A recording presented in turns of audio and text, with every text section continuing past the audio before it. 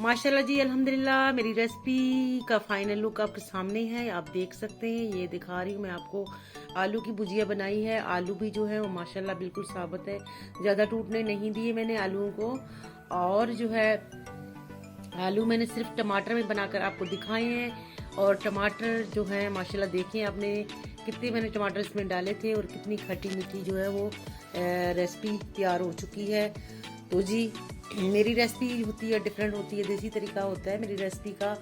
और जो मेरी रेसिपी लज्जत और जो है ना जायका बहुत होता है। अगर आप मेरे पास हो तो मैं ज़रूर आपको टेस्ट करवा लूँ, लेकिन आप अंदाज़ा तो लगा सकती हैं ना कि मेरी रेसिपी कितनी टेस्ट आ रही है और टेस्टी होगी।